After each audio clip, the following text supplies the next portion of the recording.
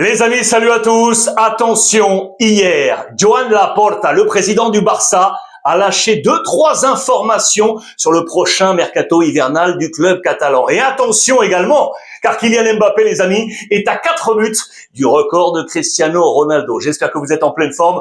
En ce vendredi 5 décembre, ouvrons ensemble la presse espagnole pour faire le point sur l'actu du Real et du Barça. On commence avec le club catalan et avec Joan Laporta. Que s'est-il passé hier? Forum organisé autour du quotidien catalan La Vanguardia avec le président Laporta pour parler du passé, du présent et du futur du FC Barcelone et donc notamment du mercato. On va parler de ce premier temps. Vous allez voir qu'il y a un deuxième temps et notamment avec le Real Madrid. Premier temps, la une de Sport, on parle de mercato. Photo d'archives avec son directeur sportif, Deco, et ce titre, nous sommes prêts à signer au prochain mercato hivernal. On pensait ces derniers jours que le Barça allait s'abstenir, mais vous le savez qu'on est en pleine campagne électorale avec le président Laporta qui veut bien évidemment rester en poste. Plusieurs informations. La première, ici, avec Íñigo Martínez et ce nom. On vous rappelle que le défenseur central du Barça la saison passée, qui a tenu la baraque avec le jeune Koubarsi, est parti du côté du Middle East,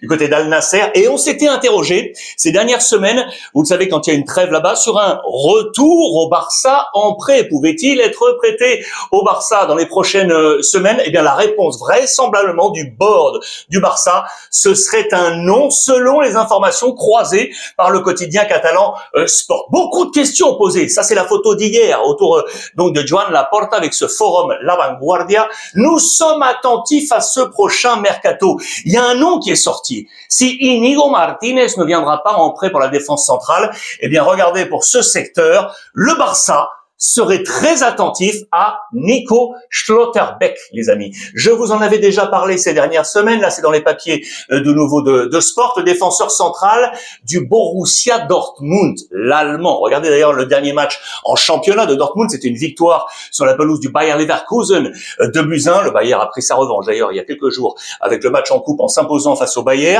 Il est là, défense à 3. C'est un central gauche, les amis. Capitaine du Borussia Dortmund. Sa carrière tout en Allemagne, passé notamment du côté de Karlsruhe Fribourg, un passage en prêt à l'Union Berlin et acheté en 2022 pour 20 millions d'euros par le Borussia. Cette saison déjà en Bundesliga, 8 matchs joués, 67% de titulaires, cote actuelle, valorisation à 40 millions d'euros. Pour l'instant, les amis, il a dit non à une prolongation de contrat avec le Borussia Dortmund. Voici la tendance des clubs intéressés selon les copains de Transfermarkt. Regardez, on parlait de Manchester City, de Liverpool, du Bayern Munich qui serait très intéressé, mais ce serait stagné puisqu'on partirait sur une prolongation d'Upamecano. Et du coup, eh bien, ce seraient les clubs espagnols qui seraient intéressés. Regardez, les cotes à la hausse pour le Real Madrid à 34% et 28% pour le FC Barcelone. Que va-t-il se passer? Notez bien ce nom, Schlotterbeck serait sur les tablettes du Barça pour renforcer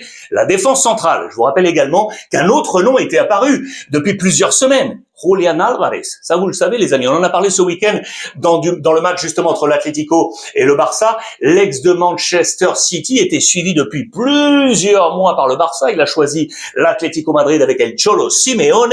Pourquoi je vous en parle? Parce qu'il est dans un moment délicat, Spider-Man. Regardez, ce 110, ça fait 110 jours aujourd'hui qu'on attend qu'enfin il marque de nouveau à l'extérieur. Il n'est plus performant en dehors des bases madrilènes. Regardez ce tableau ici que je vous ai zoomé.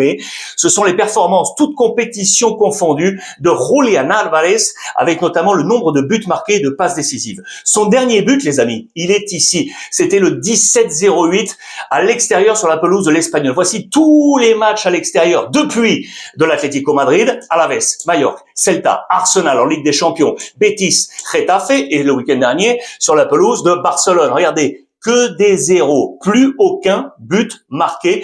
Les passes décisives 0-0, il y en a une ici face au Betis Séville, mais surtout ce qui est inquiétant, regardez cette colonne ici. Les tirs cadrés sur les 1, 2, 3, 4, 5 derniers matchs, un seul tir cadré, c'était face au Barça. Les 4 précédents, zéro tir cadré. Je vous ai mis d'ailleurs la zone d'activité dans le match face au Barça. Voici le sens du jeu. Regardez la surface adverse catalane. Il y a quasiment pas de présence de Julián Álvarez, principalement là sur les côtés, et ici de façon sporadique, Julián Álvarez. Aujourd'hui, El Cholo Simeone l'a dit, il a besoin d'un second souffle. Je vous parlais de lui parce que le Barça a toujours un œil attentif. Dites-moi ce que vous en pensez. Est-ce que vous le verriez éventuellement rejoindre le FC Barcelone? Lui, il a rejoint, c'est Rashford, vous le savez. J'aimerais avoir votre élément de réponse. Qu'en pensez-vous aujourd'hui? Celui qui est arrivé de Manchester United, convainc-il, oui ou non, les fans du FC Barcelone? Pourquoi je vous en parle? Parce que ce week-end, les amis, il va retrouver le Betis Séville et tiens,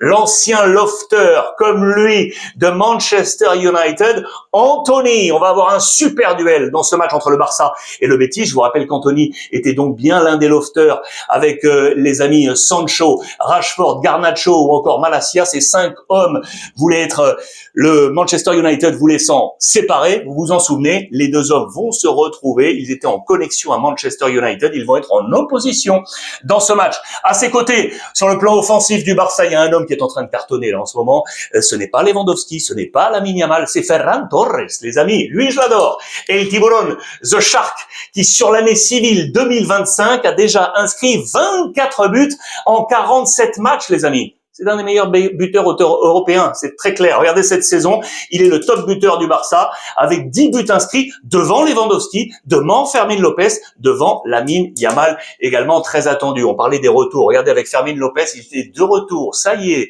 il est là dans les rangs d'Hansi Flick qui pourra compter sur lui face au Betis Séville, plus De Jong. Les 2 hommes seront là dans le plan normalement d'Hansi Flick, le coach allemand, les amis, qui est dans le top 3 des entraîneurs du Barça pour l'instant avec le plus haut pourcentage de victoires. Seul devant lui, Pep Guardiola et Luis Enrique, 75% de victoire, hein, les amis, pour le père Hansi Flick, ce n'est pas rien. Ça, c'est une bonne nouvelle également pour lui. Eric Garcia, son couteau suisse, la polyvalence, ça y est, prolongation de contrat.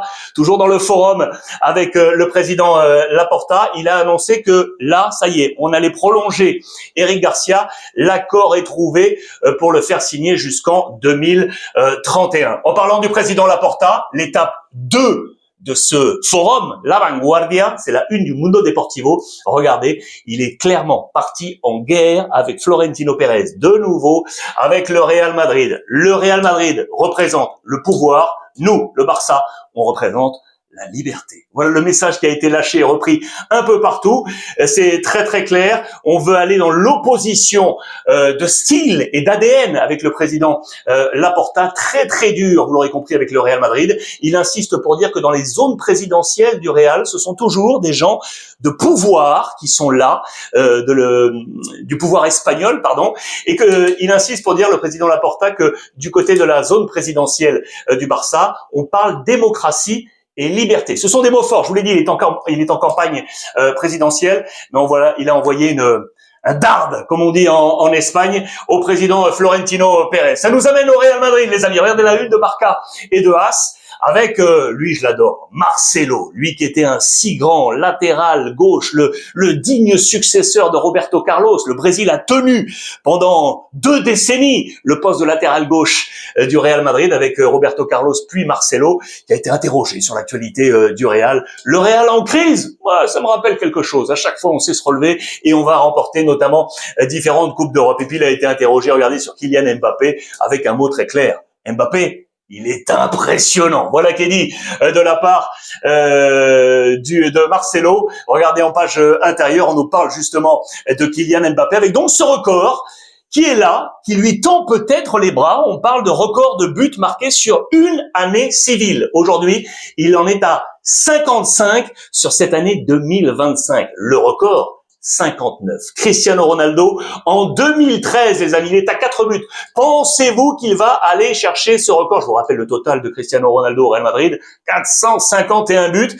C'est absolument somptueux. Je vous rappelle que Kylian Mbappé, si on y ajoute les buts avec l'équipe de France, ça fait 62 cette saison. Je vous ai rappelé bien évidemment l'historique lié entre Kylian Mbappé, petit, avec Cristiano Ronaldo, et puis ils se sont retrouvés sur les différents terrains et les différents maillots, que ce soit avec les équipes de club, le Paris Saint-Germain, ou les les équipes nationales, bien évidemment. Le record est là. 4 buts, affaire à suivre pour lui. En tout cas, il est le grand artisan, notamment de la dernière victoire face à l'Athletic Bilbao, victoire à l'extérieur 3-0, qui, selon la presse, pourrait être le point d'inflexion, ça y est, du démarrage enfin de la version réelle Xabi Alonso avec Vinicius. Je vous rappelle qu'il y a 1 point d'écart, le Barça est passé devant il y a quelques jours. Que va-t-il se passer ce week-end? Je vous rappelle que le Real affronte à domicile dimanche 21h le Celta Vigo, c'est ici. Le Barça, dans le même temps, ira donc du côté du Betis, c'est demain à 18h30. Voici le programme du Real Madrid, les amis, sur les prochains temps de passage. Attention, c'est chaud, et vous allez comprendre pourquoi. Manchester City, Ligue des Champions, puis 3 matchs de championnat, Alaves, les 2 équipes sévillanes, Séville et le Betis, et enfin le derby ici face à l'Atlético Madrid. Sur toute cette période, les amis, Xabi Alonso a un problème, vous le savez, l'infirmerie, les blessures et notamment en défense, car Trent Alexander-Arnold est tombé, lui aussi, regardez la presse, 2 mois KO, c'est clair et net, il devrait manquer jusqu'à 15 matchs, c'est absolument incroyable. Blessure derrière la cuisse gauche. Pour l'instant, il n'aura été disponible que sur 11 matchs pour Xabi Alonso. Il a disputé un peu moins de 500 minutes de jeu. Pourquoi cela se complique, les amis? Parce qu'à ce poste de latéral droit, Carvajal est également blessé. Il n'est toujours pas de retour. Ça veut dire qu'il n'y a personne. Ça veut dire de nouveau que l'intérimaire devrait être assuré par Valverde. Il l'a déjà fait à de nombreuses reprises. À 7 reprises, cet Erasmus forcé pour Valverde, affaire à suivre. Enfin, je vais terminer aujourd'hui avec des petits bonus. Regardez, ils sont catalans pour vous rappeler que, regardez, ces 2 hommes, vous les reconnaissez très certainement, Alba et Busquets, vont mettre un terme à leur carrière professionnelle, les amis. Ça sera demain dans la finale de la MLS qu'ils vont jouer avec l'Inter Miami de David Beckham et de Lionel Messi. Ça sera leur dernier match professionnel et on va saluer de très très grandes carrières, champion d'Europe et champion du monde pour les 2 internationaux espagnols. Et puis la dernière petite image, peut-être pour les plus jeunes qui nous regardent. Regardez la mascotte. Vous le savez, le CAT catalan qui avait été lancé il y a 1 an dans le cadre du 125e anniversaire du club catalan. Eh bien, on a édité une édition spéciale peluche rééditée avec ce maillot-là du 125e anniversaire. Ça a été mis à disposition des socios sur le web du Barça. Ça s'est écoulé, les amis, en moins de 10 minutes et on va lancer sur le marché 5000 exemplaires dans les boutiques. D'après moi, ça va partir comme des petits pains. C'est au prix d'un peu moins de 35 euros, 34,99 le prix. Les créateurs sont là, les 2 frangins que vous voyez ici de gauche et de droite, avec la responsable du département identité du Barça, le CAT, la peluche. Ça fait un bon petit cadeau de Noël, ça. Je trouve que c'est plutôt pas mal du côté du merchandising et du Barça qui trouve de nouvelles recettes avec ses produits, notamment et produits dérivés. Voilà, les amis. Je vous souhaite de passer une bonne journée. On va lancer ce week-end ensemble. Je vous embrasse très fort. Faites-moi part de vos commentaires. Et n'oubliez pas, comme d'habitude, profitez des vôtres.